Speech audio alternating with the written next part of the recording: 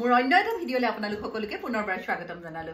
কাইলৈ হৈছে Valentine day অৰ্থাৎ প্ৰেমৰ দিন। আৰু প্ৰেমৰ দিন বুলি ক'লে আচলতে 365 দিনৰ 365টা দিনে প্ৰেমময় হৈ থাকিব লাগে মানুহৰ জীৱনবিলাক। আপোনালোকে কি বুলি কয়? মই ভাবো বছৰত এটা বিশেষ দিন প্ৰেমৰ কাৰণেই হওক, পিতৃ মাতৃ দিৱসেই হওক বা জীয়ৰীৰ কাৰণেই হওক, জীয়ৰী আছে কাৰণে জীয়ৰী বুলি কৈছো, এটা দিন এটা দিৱস হিচাপে পতাতকে বছৰ 365টা দিনে প্ৰেমময় হৈ থকাটো উচিত।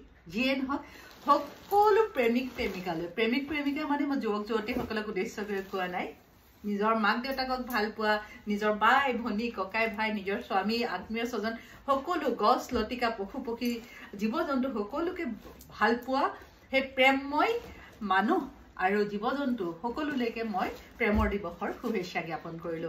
আৰু ইয়াৰ ব্লেকো মোৰ লগ এৰাই নাই আৰু মানাৰ কাৰণে হেপেনিং হোৱা লেকিয়ে মোৰ মজা খাইছে কাৰণে মোক খং উঠি আছে তাৰ ওপৰত। আৰু এই প্ৰেমৰ দিৱসত মই মোৰ জীয়ৰীৰ কাৰণে সাৰপ্ৰাইজ এটা আনিছো মানাৰ কাৰণে। ই মোক কামুৰিলে নেকি বদমাছে? নিয়াচোন নিয়া নিয়া, এইটো বহুত দিগদাৰ হৈছে। এনেকে প্ৰেম নহয়, এনেকে পিটন হব। প্ৰেমৰ দিৱসত ব্ৰেকে খাব আমাৰ পৰা পিটন। মানাৰ কাৰণে এটা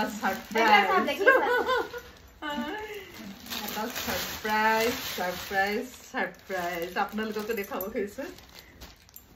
ব্লেকি কটৰুৱা অসভ্য ব্লেকি এইবিলাক বুজি নাপায়। এখন ধুনীয়া বেড কভাৰ কেনেকুৱা দেখিছে আপোনালোকে কবচোন।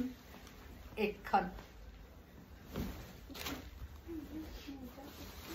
বেড কভাৰ কেনেকুৱা দেখিছে বেড কভাৰখন আপোনালোকে নিশ্চয় জনাব। আৰু ব্লেকিক খেদাব লাগে এইবোৰ বেড কভাৰৰ ওপৰত বহাৰ আগতে।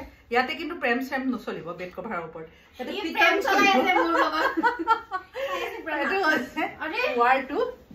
আৰু এইটো মানাক গিফ্ট দিবৰ কাৰণে আনিছিলো, তাই ভাল পাব বুলি। আৰু আপোনালোকে কেনেকুৱা দেখিছে এইটো সেট নিশ্চয় জনাব, অৱশ্যে জনাব। প্ৰেমৰ দিৱসত এনেদৰে নিজৰ জীয়ৰীক এটা উপহাৰ দিছো। আৰু এই ব্লেকি লগতে এনে এনে পায় কি